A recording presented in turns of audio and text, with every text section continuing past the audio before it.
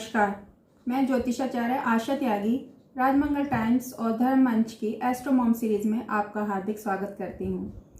जैसा कि सितंबर का महीना शुरू हुआ है, सितंबर के महीने में व्रत और त्योहारों की बहुत सारी धूम सी मचने वाली है।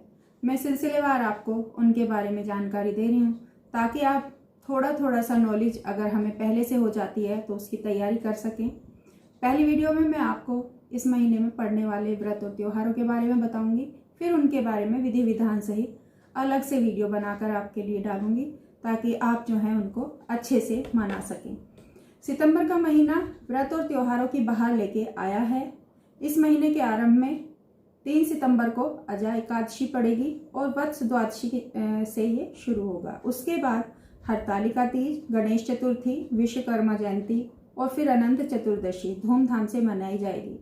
इन त्योहारों के बाद फिर 21 सितंबर को पितरों का स्मरण करने का पर्व आरंभ हो जाएगा और 21 सितंबर से जो है उसका हम पितरों के निमित्त पूजा पाठ करेंगे।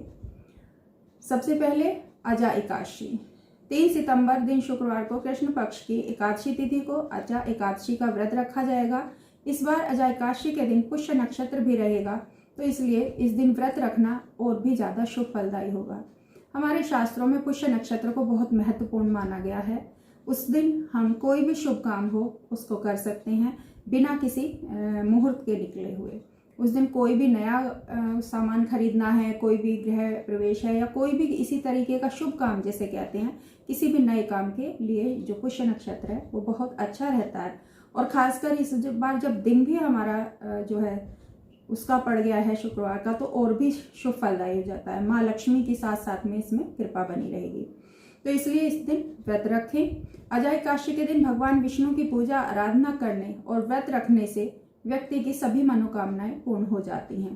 पंचांग के अनुसार इसी दिन वत्स द्वादशी भी मनाई जाएगी, क्योंकि तिथि जो है वो घटती बढ़ती रहती हैं, तो द्वादशी भी इसी दिन पड़ रही है। दूसरा व्रत प्रदोष व्रत। प्रदोष व्रत भगवान शिव को समर्पित होता है। सितंबर के माह में 4 तारीख को प्रदोष व्रत रखा जाएगा। प्रदोष व्रत के दिन व्रत रखने से कुंडली में मौजूद जो चंद्र का दोष होता है वो समाप्त हो जाता है। तो कुंडली में अगर चंद्रमा दोष है तो उससे मुक्ति मिल जाती है और हमें इस व्रत को अवश्य रखना चाहिए। और इस बार ये व्रत शनिवार के दिन है, तो इसलिए आप भगवान शिव की श्रद्धा पूर्वक आराधना करते हैं तो शनिदेव की भी कृपा आपको साथ साथ मिलने वाली है, क्योंकि शनिदेव को शिव भक्त माना गया है हमारे शास्त्रों में। दूसरा है भाद्रपद की कृष्ण पक्ष की अमावस्या को पिठोरी अमावस्या कहा जाता है। पिठोरी अमावस्या इस बार 6 सितंबर दिन सोमवार को पड़ने वाली है। इस दिन व्रत रखने से पितरों का आशीर्वाद मिलता है और जीवन में आने वाली जो कठिनाइयां होती हैं वो दूर होने लगती हैं। इस अमावस्या को कुशाग्रहणी अमावस्या भी कहा जाता है। अगर आप इस दिन व्रत पूजा करते हैं तो जैसे हमारे घर में अचानक से जो दैवीय आपदा आ रही होती हैं, कहते हैं वो पितृदोष के कारण होती हैं, तो पितरों का आशीर्वाद प्राप्त करने के लिए इस अमावस्या का आप व्रत रखें, पूजन करें। नेक्स्ट है शुक्ल पक्ष की तृतीया को हरतालिका तीज के रूप में मनाया जाता है। इस दिन सुहागिनी महिलाएं जो हैं पति की दीर्घायु के लिए निर्जला व्रत करती हैं, श्रृंगार करके शिव माता पार्वती की पूजा करती हैं। यह व्रत प्रमुख रूप से उत्तर प्रदेश और बिहार में मनाया जाता है, वैसे वहीं मध्य प्रदेश के कुछ हिस्सों में भी यह मनाया जाता है। इस दिन भाद्रपद जो है शुक्ल पक्ष की तृतीया को यह वराह जयंती भी है, तो भगवान विष्णु के तीसरे अवतार के रूप में यह उत्सव मनाया जाता है। इस दिन भगवान विष्णु के वराह अवतार की पूजा आराधना करने से व्यक्ति की सभी मनोकामनाएं पूर्ण होती हैं। और व्रत रखने से जो जैन धर्म में इस की मान्यता है बहुत अधिक। इसको रोटी तीज के व्रत से के नाम से जाना जाता है। नेक्स्ट है, क्योंकि जैसा माना जाता है कि गणेश चतुर्थी की जो धूमधाम है वो उत्सव बहुत पहले से शुरू होता है और लॉन्ग टाइम चलने वाला होता है।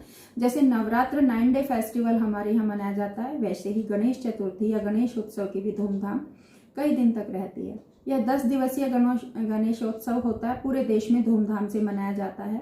पौराणिक मान्यताओं के अनुसार भाद्रपद के शुक्ल पक्ष की चतुर्थी को ही गणेश जी का जन्म हुआ था, इसलिए उनकी याद के रूप में ये मनाया जाता है। इस बार 10 सितंबर को 10 दिवसीय गणेश उत्सव की शुरुआत होगी और 19 सितंबर 2021 को रविवार को अनंत चतुर्दशी के दिन प्रतिमा विसर्जन के बाद इसकी समाप्ति होगी। नेक्स्ट है ऋषि पंचमी का ऋषि पंचमी जो है सप्त ऋषि के रूप में प्रसिद्ध 7 महान ऋषियों को समर्पित ये तिथि है। साधारणतः यह पर्व गणेश चतुर्थी के एक दिन बाद या हरतालिका तीज के 2 दिन बाद पड़ता है। इस साल यह पर्व 11 सितंबर को पड़ रहा है। ऋषि पंचमी के दिन पूरे विधि विधान के साथ ऋषियों के पूजन के बाद कथापाठ और पाठ और व्रत रखा जाता है। मान्यता है कि इस व्रत से लोगों की समस्त पापों का जो है उद्धार होता है और शुभ फलदायी होता है। यह व्रत ऋषियों के प्रति श्रद्धा, कृतज्ञता, समर्पण और सम्मान की भावना को दर्शाता है। इस दिन हमें जितना भी हो सके पूजा पाठ, दान और जाप का ज़्यादा से ज़्यादा वो करना चाहिए। और यह व्रत जो है, इसके अलावा संतान सप्तमी का व्रत, संतान सप्तमी के लिए किए जाने वाला यह व्रत, ये भी भाद्रपद में यानी सितंबर में ही आके पड़ रहा है। शुक्ल पक्ष की सप्तमी तिथि को किया जाएगा यह व्रत।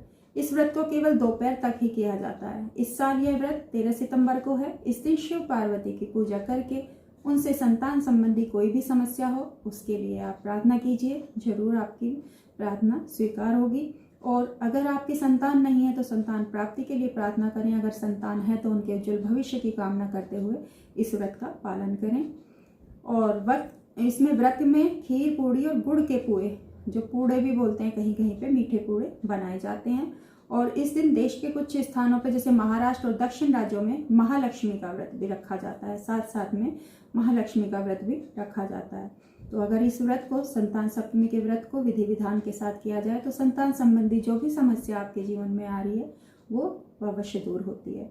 उसके बाद राधा अष्टमी, भाद्रपद के शुक्ल पक्ष की अष्टमी तिथि को कृष्ण प्रिया राधा जी का जन्म जो दिन है राधाष्टमी के रूप में मनाया जाता है। इस पर्व को कृष्ण जन्माष्टमी के ठीक 15 दिन बाद मनाया जाता है।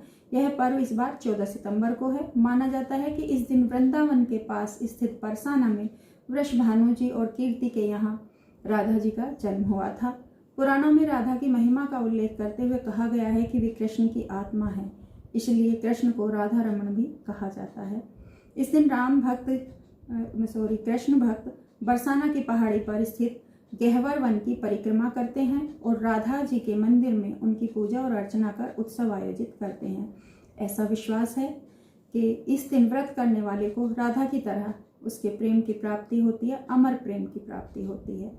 इस दिन बरसाना में हजारों श्रद्धालु एकत्रित होते हैं और राधा के मंदिर में विशेष उत्सव का आयोजन किया जाता है। नेक्स्ट है भाद्रपद की एकादशी को शिल्पकार और वास्तुकार विश्वकर्मा भगवान की विधि विधान से पूजा आराधना करते हैं। इस बार विश्वकर्मा पूजा जो है वो 17 सितंबर शुक्रवार को होगी और मान्यता है कि इस दिन दुनिया के सबसे पहले आर्किटेक्ट माने जाने वाले भगवान विश्वकर्मा का प्राकट्य दिवस है।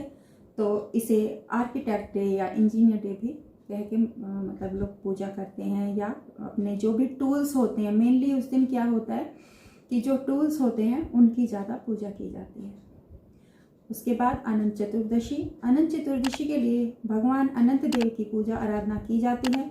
साथ ही इस दिन गणेश उत्सव का समापन भी होता है। तो हिंदू पंचांग के अनुसार यह दिन भाद्रपद के शुक्ल पक्ष की चतुर्दशी तिथि को मनाया जाता है। इस बार अंग्रेजी कैलेंडर के अनुसार अनंत चतुर्दशी 19 सितंबर को मनाई जाएगी। इस दिन लोग अपने हाथ में अनंत धागा भी बांधते हैं। उसकी एक अलग से वीडियो बना के आपके लिए डालेंगे कि अनंत चतुर्दशी को क्या किया जाए, क्योंकि मैंने सारे त्योहार सिलसिलेवार आपको बताए हैं कि जो इस माह में पड़ने वाले हैं, और अलग अलग त्योहार के लिए विस्तार से मैं आपके लिए वीडियो अवश्य डालूंगी। तो इस दिन नमक के बिना भोजन करने की परंपरा है। तो इस वीडियो में यहीं तक। नमस्कार, धन्यवाद।